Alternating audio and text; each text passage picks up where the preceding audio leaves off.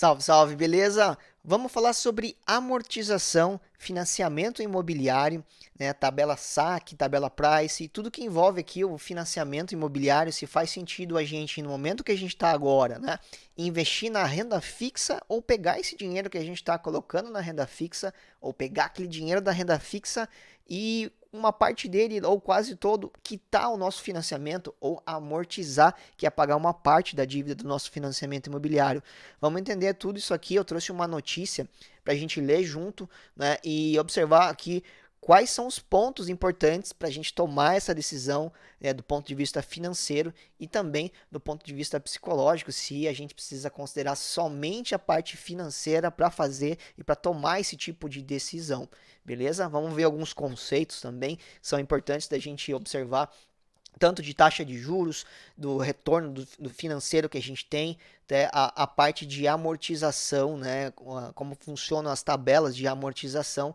Vamos passar um pouco, ter uma geral sobre todos esses assuntos para você tomar a melhor decisão com seus recursos, né? Será que você deixa aplicado na renda fixa ou amortiza e paga uma parte do financiamento imobiliário que você tem, beleza? Bom, se é a sua primeira vez aqui no canal, meu nome é Fernando Cunha, sou especialista em investimentos. Aqui eu falo sobre construção de carteira de investimentos por longo prazo, também trago algumas coisas de finanças, né? Tanto a parte comportamental quanto para você organizar ali um pouco as suas finanças, né? Para você organizar, colocar tudo em ordem. Então, se você gosta desse tipo de conteúdo, tem vídeo aqui toda semana, beleza? Qualquer sugestão de conteúdo também, deixa aqui para mim na descrição, beleza? Bom, vamos falar sobre amortização. Eu trouxe uma notícia aqui do G1, tá? É uma notícia que já tem alguns meses, mas faz total sentido, até mesmo para a gente ver a mudança que a gente teve de cenário econômico, né, em relação à taxa de juros. E essa taxa de juros, que é o custo do dinheiro do nosso país, ele influencia diretamente os nossos financiamentos, as contas que a gente tem para pagar, né, e influenciam diretamente quanto a gente vai receber dos investimentos que a gente tem, né, e qual é o custo do dinheiro, até mesmo para a gente adquirir uma nova dívida e comparar com a dívida que a gente já tem, né. Eu fiz um vídeo também sobre fundo imobiliário e sobre imóveis, né? Se você não viu, né, só um parênteses aqui, dá uma olhadinha aqui, eu vou deixar o link na descrição também.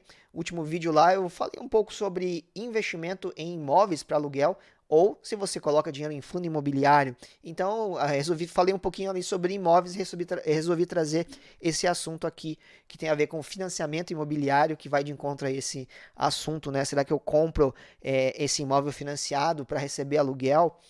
Né, e com esse dinheiro do aluguel eu vou pagando também as parcelas do meu financiamento.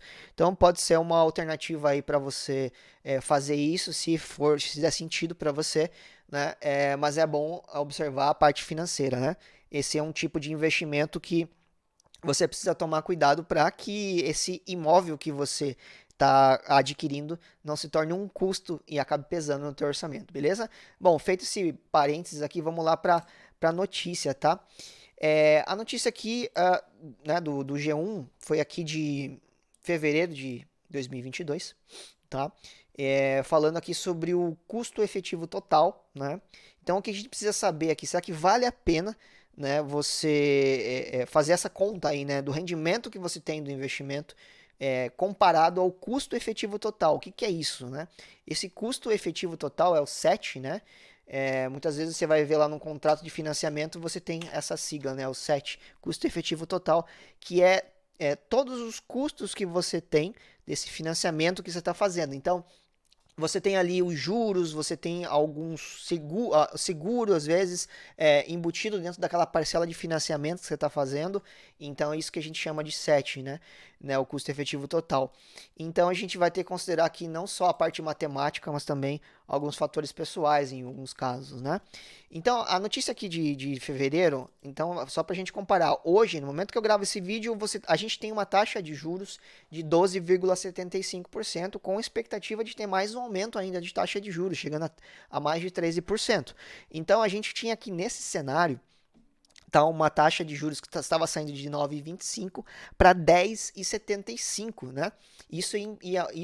Essa mudança de taxa de juros impacta a rentabilidade, dessas aplicações financeiras mais comuns, né, as mais conservadoras, que são aquelas que a gente já conhece na renda fixa, né, os títulos do Tesouro Direto, né, o Tesouro Selic, os CDBs, né, as LCIs, LCAs, enfim, todos os títulos, todos os investimentos pós-fixados, eles vão acompanhar o CDI, né, eles acompanham o CDI, o Certificado de Depósito Interbancário, né, que ele acompanha. Então, se a gente tem uma taxa de 10,75% de Selic, o CDI ele gira ali próximo de 0,10, né? 0,10 abaixo. Então, o CDI, nesse caso aqui, vai ser o CDI vai ser 10,65, né?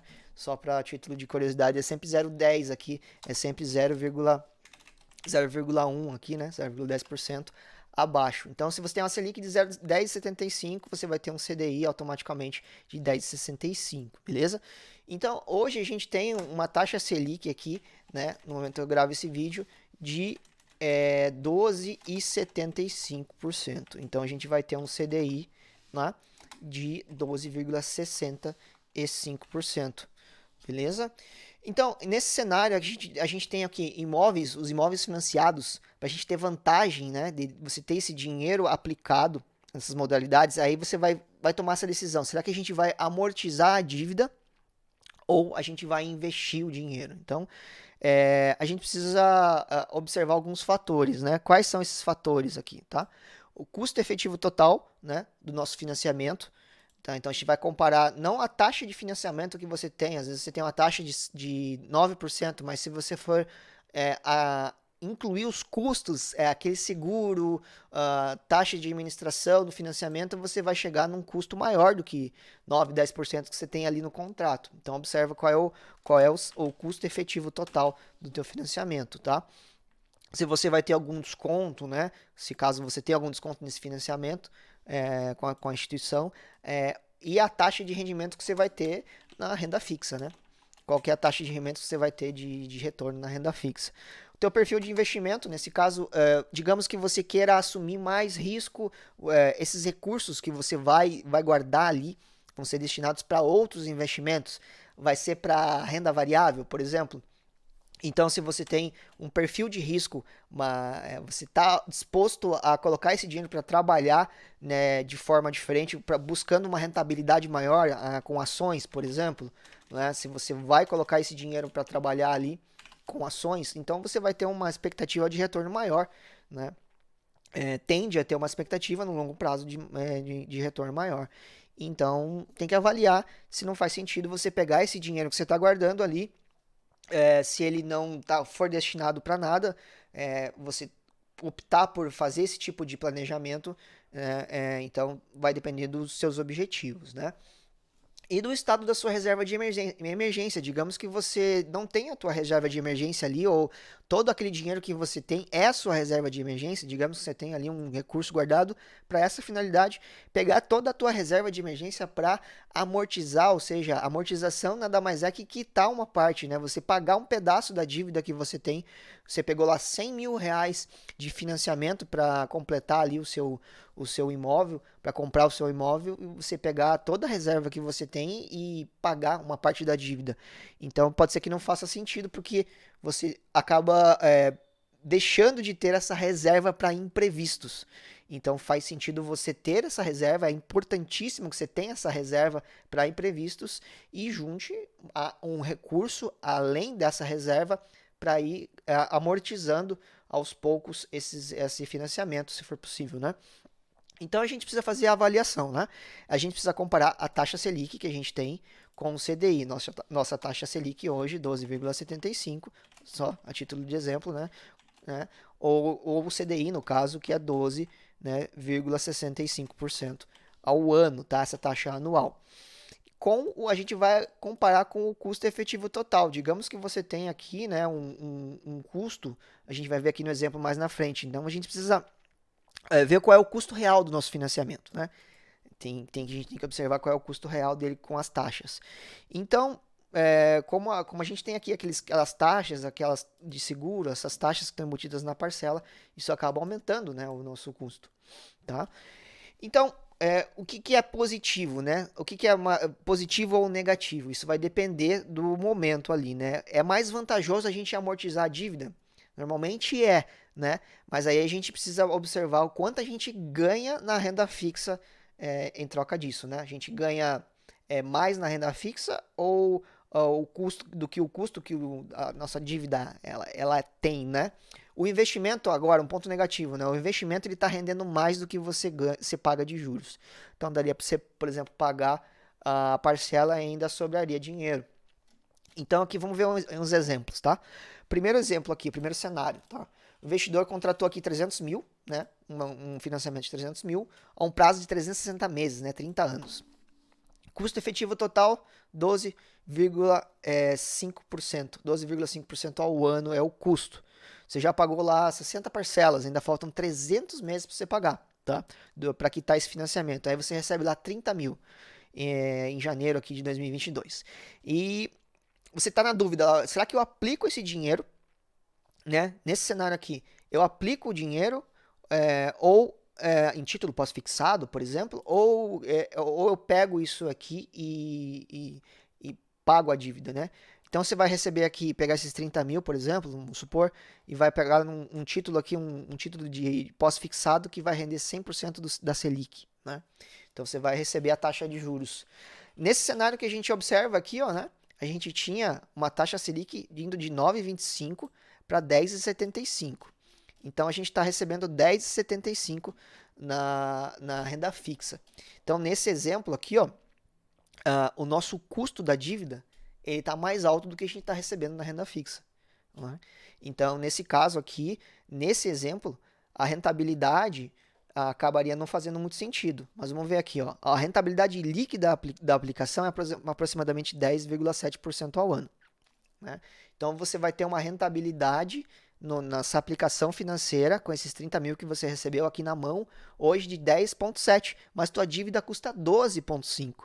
Então digamos que você já possui uma reserva de emergência, tá Uhum. aplicada lá, separada, independente desses 30 mil, e você não tem nenhum objetivo, você não quer fazer nenhuma viagem, não quer adquirir nada aí nos próximos anos.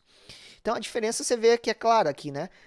A diferença do custo efetivo total e da rentabilidade que você tem, né? Nesse caso, valeria a pena amortizar, né, essa dívida, porque a dívida é mais cara do que o que você recebe na renda fixa. Tá? Agora vamos ver um segundo exemplo, né? Você pega o custo efetivo total agora de 8,5. A gente tinha 9,5% de taxa de juros. E a gente tinha um cenário de 9, a gente tem aqui um cenário de 9,25. Agora indo para 10,75, né? O teu custo é 8,5%. Então aí você vai avaliar que a rentabilidade que você vai receber, a rentabilidade líquida que você vai receber é 9,7. Então, a rentabilidade que você tem no investimento é superior ao custo que você tem da dívida. Então aqui, nesse caso, faria sentido você realmente guardar dinheiro na renda fixa ao invés de ir amortizar essa dívida, né? Então, você vê que essas condições mudam conforme a taxa de juros também muda, tá? Então, se você tem uma liquidez, você pode manter esses recursos aplicados ali, né, numa aplicação, e aí futuramente, se a taxa de juros cair ainda mais, então faria sentido você guardar dinheiro na renda fixa e assim que a renda fixa começar a pagar menos do que o custo que você paga pelo teu financiamento, aí sim faria sentido você ir lá e realizar essa amortização, né? E então aqui no caso não é só a matemática, né, que a gente fala, né? A gente precisa observar o quê? Saber quais são as nossas decisões financeiras. Se a gente vai ter algum imprevisto, a gente vai ter algum planejamento de curto prazo. Você recebeu esses 30 mil reais aí, será que você não vai precisar fazer alguma coisa? Será que é vantajoso você abrir mão desse recurso? Né? Então você tem que avaliar qual que é a destinação mais urgente, né? Se você vai ter algum imprevisto, alguma coisa para fazer com esses 30 mil. Se o momento, né, o momento que você está de taxa de juros, por exemplo, faz sentido você colocar na aplicação ou se faz sentido você amortizar. A gente já viu aqui dois exemplos, né? Então, você contratar um financiamento, por exemplo, mais caro, digamos que você, nesse exemplo aqui, né, você receber esses 30 mil, você tem um financiamento imobiliário, né, você pode pegar esses 30 mil e amortizar, digamos que teu custo esteja maior, né, não vale a pena você colocar dinheiro na renda fixa, mas ao invés de você fazer isso, você vai lá e toma outro financiamento, né, então, nesse caso, faria sentido você realmente é, é, amortizar, né? A não ser que você realmente precise muito desse veículo aqui, né? Para trabalhar, por exemplo, né? Aí é outro caso. Mas normalmente você tomar dívida, né? Acaba não sendo tão interessante, porque você deixa juros ali na mesa. Mas se você realmente quer fazer isso, então precisa observar, né? O ponto de vista aqui é financeiro. Tomar crédito, tomar dívida, você acaba deixando juros ali, né? Então, o que é unânime realmente, né, vai muito da sua vontade, né? Às vezes você precisa de um carro, às vezes você quer ter o conforto da casa e não tem todo o recurso, você vai lá e financia uma parte e com a amortização ali você consegue reduzir o tempo, né? De reduzir os juros que você paga nesse financiamento que você pegou. Então, o que é unânime realmente é que você não vai pegar o valor da tua reserva de emergência para amortizar um financiamento e muito menos pegar esse valor para adquirir outras dívidas. A reserva de emergência serve para imprevistos, tá? Então, quando que é ideal fazer, né? Fazer essas amortizações. É recomendado que, por exemplo, você juntar um recurso, tá? Para amortizar, seja aí num pagamento de 13º, você receber um bônus de participação. Se você pega esse dinheiro, esses bônus, e o custo que você tem na dívida lá, né, naquele exemplo que a gente tem aqui, o custo que você tem da dívida é 10%, mas a renda fixa tá te pagando hoje, né, 12,65, que é no momento atual, né? Então você está recebendo mais na renda fixa. Então você pegou um dinheiro desse, você pode fazer o seguinte, pode ir juntando na renda fixa, né? E assim, com o passar do tempo, a cada 45 dias, né, o Comitê de Política Monetária, né, o Copom, ele se reúne para decidir para onde vai a taxa de juros, né? Se ela vai aumentar ou vai reduzir. Então, se a taxa de juros reduzir para 7%, por exemplo, então agora faz sentido você pegar aquele dinheiro que você acumulou com uma taxa maior, né? Que agora vai ser mais dinheiro, porque você tem um retorno maior, e amortizar essa dívida, né? Amortizar essa dívida de 10 aqui, porque na renda fixa você só vai estar recebendo 7, tá? Uma outra forma de você amortizar também é usando o FGTS, né? Você pode utilizar de tempo em tempo o FGTS para fazer esse abatimento do teu saldo devedor. Vale a pena porque o retorno que você tem do FGTS é de 3% ao ano. Então vale a pena porque esse retorno é realmente muito baixo, né? Bem mais baixo do que você poderia ter mesmo a 7% aqui na renda fixa, né? Então, quando a gente chegou lá, em momentos que a taxa de juros estava mais baixa do que o retorno que você tinha no FGTS, né? Nesse caso, foi um único momento ali que a FGTS teve um retorno acima da taxa de juros, tá bom? E em relação a você amortizar, né? A gente tem duas opções, né? Duas opções para fazer a amortização. A primeira é você diminuir o valor da parcela, né, o valor que você paga ali mensalmente da parcela e não mexer no prazo, você vai reduzir só o valor que você está pagando mensalmente ou o tempo do financiamento, né? O que faz mais sentido, tá? Faz mais sentido normalmente você no sentido financeiro você encurtar o que? O tempo da dívida, porque quanto mais tempo você tem para pagar, mais a quantidade de parcelas, maiores são as quantidades de parcelas, então em cada parcela você tem juros e também tem alguns custos, né, de taxas. Então, se você reduz o tempo, você vai deixar de pagar juros e vai deixar de pagar as taxas que estão dentro dessa parcela também. Então, faz mais sentido financeiro você reduzir o tempo do financiamento. Tá? Encurtar o tempo é melhor porque você reduz o saldo devedor e com isso também os juros que você paga, além das taxas que estão embutidas. Né? Mas, né, um porém aqui, né, se você tá com essa parcela ali mensal, tá te esmagando, né, tá com um valor muito alto ali, tá pesado para você no teu orçamento, você pode, de repente, em alguns meses, optar por reduzir o valor da parcela que você paga para você não ser prejudicado aí no seu orçamento familiar, né? Então, reduzir o valor da prestação, nesse caso, faria sentido. Então, vai depender de caso a caso, né? Em relação à matemática, né? Você reduzir o tempo do financiamento é mais interessante, né? Você acaba pagando menos juros. Então, depois de fazer essa análise, a gente vai dar uma olhada aqui nos sistemas de amortização, né? Como é que as parcelas elas são calculadas? A gente tem a tabela Price, né? Eu vou deixar aqui os créditos, né, da notícia aqui, ó, que eu peguei esse texto, mas é o seguinte, as parcelas da tabela Price, elas podem ser fixas, né? Elas são fixas, né? A tabela Price, ela tem um sistema de parcelas fixas, você vai pagar o mesmo valor todo mês, tá? Então você vai todo mês somado ao valor da amortização, que a amortização ela vai, nesse caso da Price, ela vai crescendo. O que quer dizer isso? No início você paga lá R$ 1.000 de parcela, né? Só que R$ 100 é o valor que você amortiza, ou seja, 900 foi só de juros. Então a tabela Price ela costuma ter um valor de parcela muito menor, né, do que a tabela Price. Se você for fazer a simulação numa tabela Price e uma tabela SAC, né, que é a próxima que a gente vai ver aqui, na tabela SAC o valor inicial das parcelas ele é muito maior. Ele costuma ser maior, né?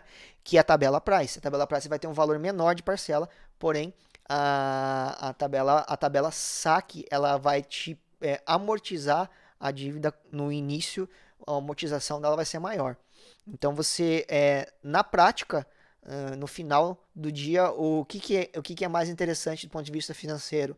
A tabela SAC, você vai acabar pagando menos juros no final do dia. Se você pagar do início ao fim e não amortizar nada, a tabela SAC acaba sendo mais vantajosa, porque ela vai pagar mais rápido a sua dívida, vai amortizar mais da sua dívida. Então, para você tentar minimizar um pouco esse efeito, né, porque a amortização é pequena na Price no início, tá? Ela vai crescendo à medida que o saldo devedor diminui.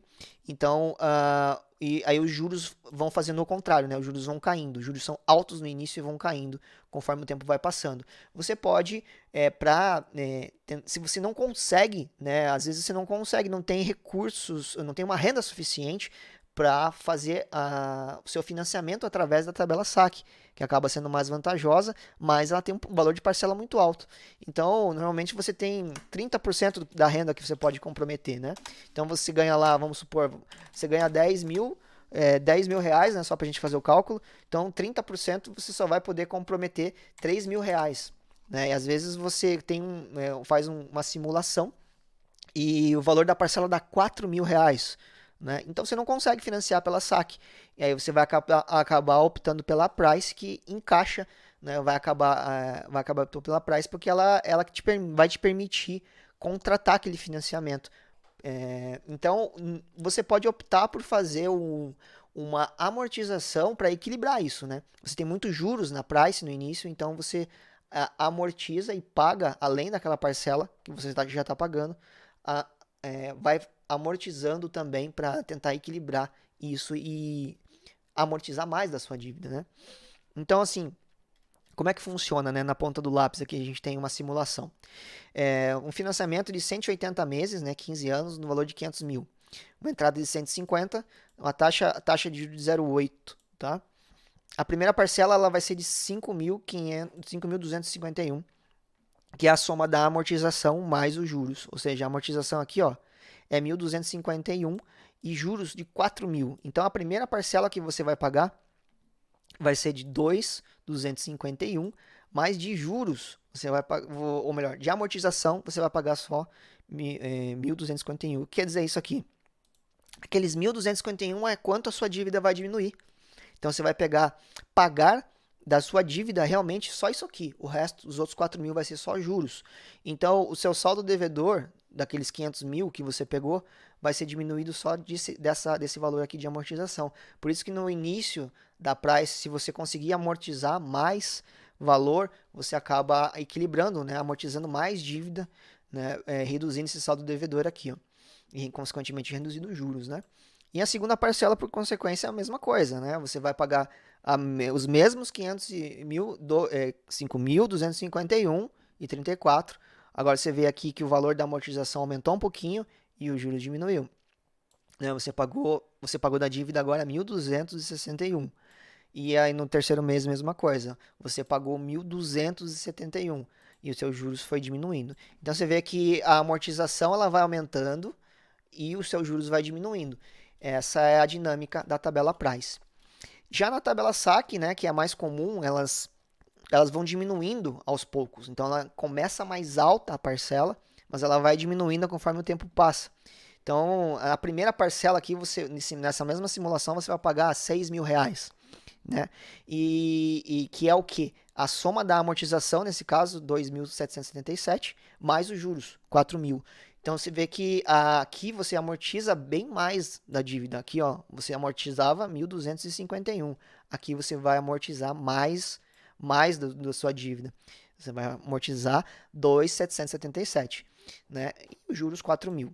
Então a última parcela nesse caso aqui, ó, ela vai ser, ó, 2.624 somada a amortização aqui. Então a amortização de 1.315 mais juros de R$ 10 no final ali, né? A última parcela vai ser formada dessa forma, porque a dívida, o valor da parcela que você paga, ela é formada pelo saldo devedor mais os juros, né? Aí ele vai dar o valor da parcela, tá?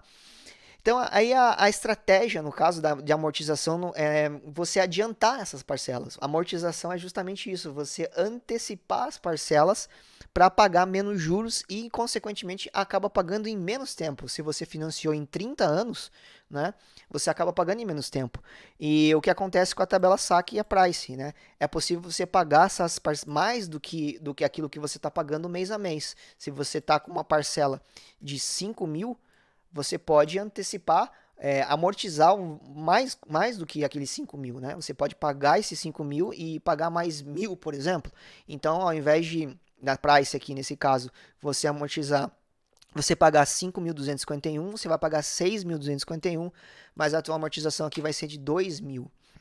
E vai se equiparar, quase que se equiparar ao que você teria numa saque. Obviamente que a parcela na saque ela é mais alta, então é mais difícil você realmente juntar mais dinheiro, né? Você vai estar com um orçamento mais apertado.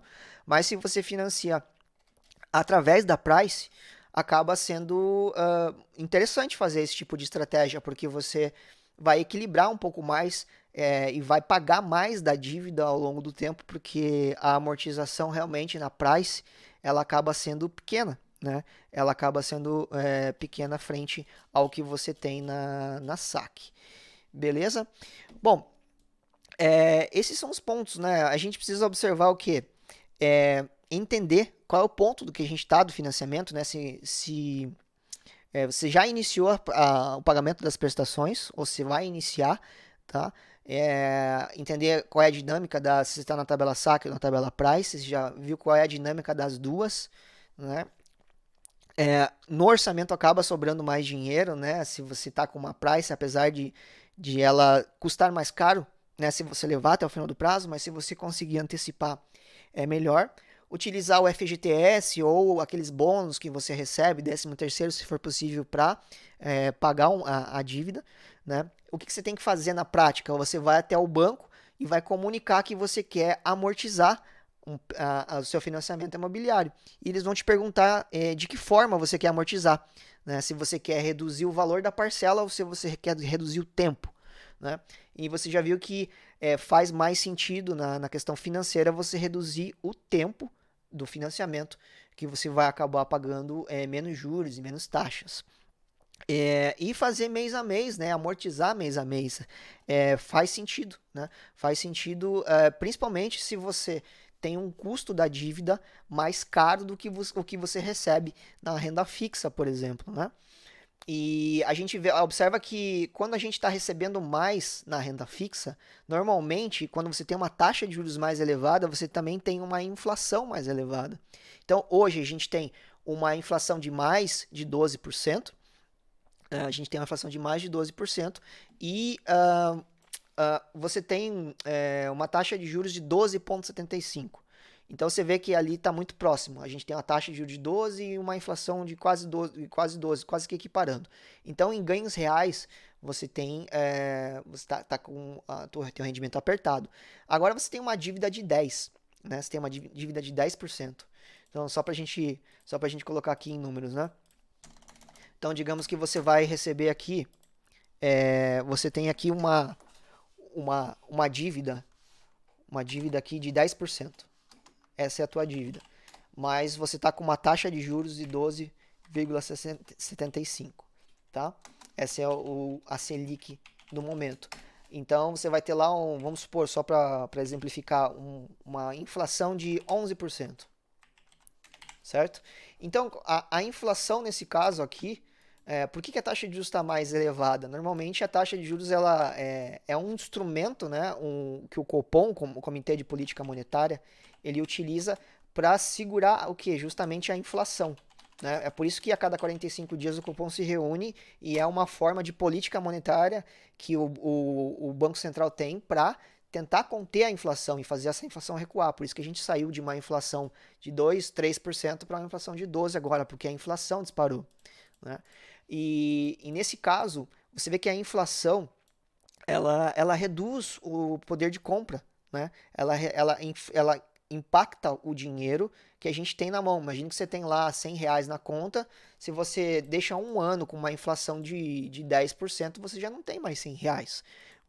Você já não compra a mesma coisa, porque a inflação ela influencia no dinheiro que você tem, ela reduz o dinheiro. E com a dívida, não deixa de ser verdade também, porque a dívida, conforme o tempo passa, ela vai se tornando menos representativa, né? Que é aquela parcela que você paga lá de R$ 1.000, passado um ano, aquela parcela de R$ 1.000, por mais que o seu dinheiro tenha desvalorizado, ela não vai representar mais R$ 1.000, ela vai ter também reduzido o seu valor, né? Normalmente esses financiamentos têm uma taxa de juros mais uma TR, né? Que é uma taxa de correção, mais uma taxa de correção que incide ali, que normalmente ela é zero, muito próxima de zero.